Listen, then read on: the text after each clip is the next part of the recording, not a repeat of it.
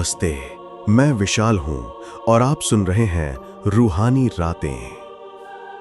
लोनावला की घनी कोहरे में लिपटी पहाड़ियां रात के अंधेरे में किसी सोए हुए दैत्य की तरह लगती हैं।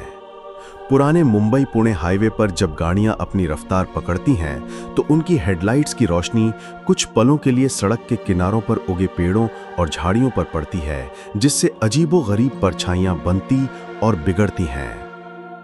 इसी हाईवे से कटकर एक सुनसान रास्ता अंदर की ओर जाता है, एक ऐसी जगह की ओर जहां वक्त कई दशकों से ठहरा हुआ है।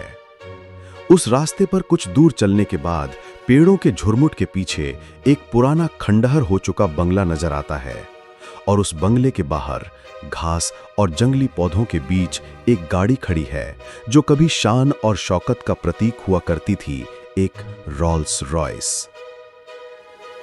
आज उस गाड़ी की हालत देखकर किसी का भी दिल दहल सकता है। उसका शानदार रंग अब धूल और जंग की परतों के नीचे दब चुका है। उसके शीशे टूटे हुए हैं जो अंधेरी रातों में किसी खोखली आंखों की तरह लगते हैं। टायर गलकर जमीन में धंस चुके हैं और उसके ऊपर जंगली बेलें चढ़ने लगी हैं। ये बंगला और ये गाड़ी मिलकर एक ऐसी कहानी कहते हैं जिसे लोग आज भी फुसफुसाहटों में एक दूसरे को सुनाते हैं, आयशा विला की कहानी। कहा जाता है कि बहुत साल पहले जब यहाँ अंग्रेजों का राज था, इस आलीशान बंगले में एक अंग्रेज अफसर अपने परिवार के साथ रहता था। उसकी 17 साल की एक बेटी थी जिसका नाम आयशा था। आयशा बेहद खूबसूरत थी। उसकी हंसी पूरे बंगले में गूंजती थी। उसे अपनी रोल्स रॉयस में बैठकर घुमावदार पहाड़ी रास्तों पर घूमना बहुत पसंद था। उनकी जिंदगी खुशियों से भरी हुई थी, लेकिन एक तूफानी रात ने सब कुछ बदल के रख दिया। उस रात जब जोरों की बारिश हो रही थी और आसमान में बिजली कड़क रही थी, डाकुओं के गिरोह ने बंगले पर हमला कर दिया। उन्होंने कीमती सामान लूटा और क्रूरता की सारी हदें पार कर दी। उन्होंने पूरे परिवार को एक एक करके मार डाला। सबसे भयानक अंत आयशा का हुआ। कहते हैं मरने से पहले उसे बेइंतहा तड़पाया गया था। उस रात उस बंगले में जो चीखें उठी थीं, वो हमेशा के लिए वहीं की हवा में कैद होकर रह गईं। उसके बाद बंगला वीरान हो गया। लोगों ने वहां अजीबोगरीब चीजें महसूस करना शुरू कर दिया। जो कोई भी उस बंगले के पास से गुजरता, उसे लगता जैसे कोई उसे देख रहा है। शाम ढलने के बाद बंगले के अंदर से कभी किसी लड़की के रोने की आवाज आती तो कभी धीमी सिसकियां सुनाई देती। कई लोगों ने दावा किया कि उन्होंने रात के अंधेरे में एक सफेद साए को बंगले की खिड़कियों और बरामदे में घूमते हुए देखा है। लेकिन सबसे अजीब बात उस रोल्स रॉयस कार के साथ जुड़ी हुई है। कहते हैं कि आयशा की आत्मा का एक हिस्सा उस कार में बस गया है। वो कार उस हादसे वाली रात से आज तक उसी जगह पर खड़ी है। कई बार उसे वहां से हटाने की कोशिश की गई, लेकिन हर बार कोई ना कोई ऐसी अनहोनी हुई कि वो कोशिश नाकाम हो गई। कभी उसे उठाने वाली क्रेन खराब हो गई, तो कभी जो लोग उसे हटाने आए वे किसी हादसे का शिकार हो गए। धीरे धीरे लोगों ने मान लिया कि उस कार को कोई अनदेखी ताकत अपनी जगह से हिलने नहीं देना चाहती। कुछ साल पहले कॉलेज के 4 दोस्त आकाश, रोहित, समीर और प्रिया इसी हाईवे से गुजर रहे थे। रात का समय था और वे मुंबई लौट रहे थे। रोहित, जो गाड़ी चला रहा था, उसने अचानक उस सुनसान रास्ते की तरफ इशारा करते हुए कहा, वो देखो, वही है आयशा विला। कहते हैं ये जगह हॉन्टेड है। बाकी तीनों ने उस ओर देखा। चांदनी रात में वो खंडहर बंगला और उसके सामने खड़ी काली पड़ चुकी कार बेहद डरावनी लग रही थी। समीर, जो ग्रुप में सबसे ज्यादा बहादुर बनता था, हंसकर बोला, अरे यार, ये सब कहानियां होती हैं, चलो चलकर देखते हैं, असली भूत से मिलने का मौका मिलेगा। प्रिया और आकाश ने मना किया, लेकिन रोहित और समीर के जोर देने पर वे मान गए।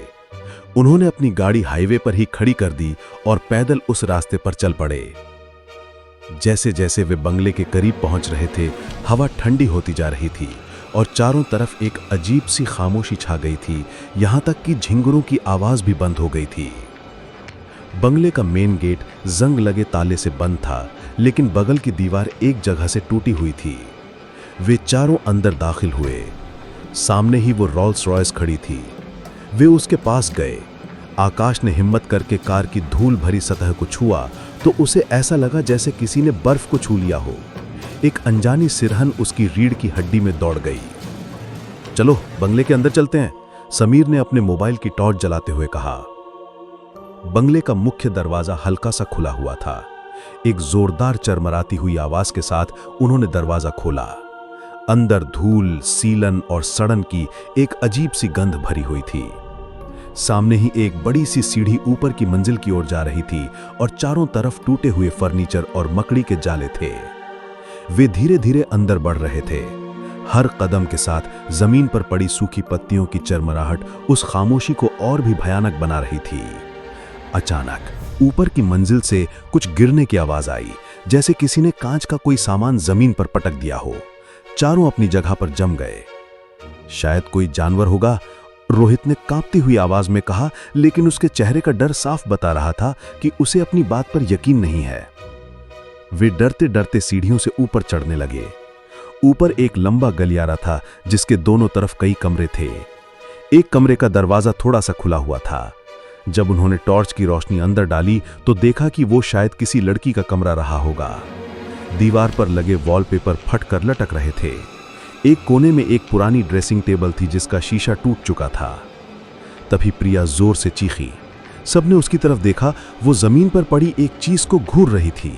जब आकाश ने टॉर्च की रोशनी उस तरफ की तो देखा कि वहां एक पुरानी मैली सी गुड़िया पड़ी थी जिसकी आंखें खुली थीं और ऐसा लग रहा था जैसे वो उन्हें ही घूर रही हो। अचानक कमरे का तापमान तेजी से गिरने लगा। उन्हें अपनी सांसों से भाप निकलती हुई महसूस हो रही थी और फिर उन्होंने वो सुना जो एक लड़की के सिसकने की धीमी आवाज थी। आवाज उसी कमरे के कोने से आ रही थी जहां अंधेरा सबसे ज्यादा गहरा था। अब उनके डर की इंतहा हो चुकी थी। समीर जो सबसे ज्यादा बहादुर बन रहा था, उसका चेहरा भी सफेद पड़ चुका था। चलो यहां से जल्दी, वो चिल्लाया। वे चारों पलट कर भागे। वे सीढ़ियों से उतर रहे थे, तभी बंगले का मुख्य दरवाजा अपने आप एक जोरदार धड़ाम की आवाज के साथ बंद हो गया। अब वे अंदर फंस चुके थे। वे दरवाजे को पीटने लगे, धक्का देने लगे, लेकिन वो टस से मस नहीं हुआ। और फिर वो सिसकने की आवाज और तेज हो गई और अब वो उनके बिल्कुल पीछे से आ रही थी। किसी ने मुड़कर देखने की हिम्मत नहीं की। अचानक आकाश को अपने कंधे पर एक ठंडा स्पर्श महसूस हुआ, जैसे किसी ने बर्फीली उंगलियों से उसे छुआ हो। उसी पल बगल की एक खिड़की का शीशा अपने आप टूटकर नीचे गिर गया। उन्हें बाहर निकलने का रास्ता मिल गया था। उन्होंने एक पल भी नहीं गंवाया और एक एक करके उस टूटी हुई खिड़की से बाहर कूद गए। वे भागे, बिना पीछे देखे, बिना एक पल रुके। वे उस टूटी हुई दीवार से बाहर निकले और हाईवे पर खड़ी अपनी गाड़ी की तरफ दौड़े। गाड़ी में बैठने के बाद भी उनके दिल जोर जोर से धड़क रहे थे। रोहित ने कांपते हाथों से गाड़ी स्टार्ट की और उसे हाईवे पर दौड़ा दिया। जब तक आयशा विला उनकी नजरों से ओझल नहीं हो गया, किसी ने पीछे मुड़कर नहीं देखा।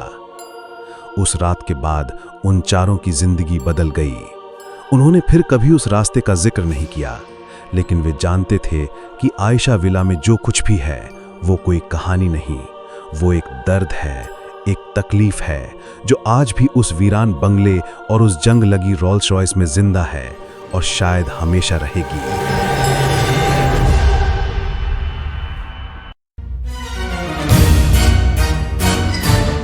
सुनने के लिए धन्यवाद। आप सुन रहे थे रूहानी रातें, हर शुक्रवार को विशाल की खामोशी भरी आवाज में और हर शनिवार को तेजस्विनी की रहस्यमय प्रस्तुति में। सुनिए सिर्फ YouTube पर रूहानी रातें।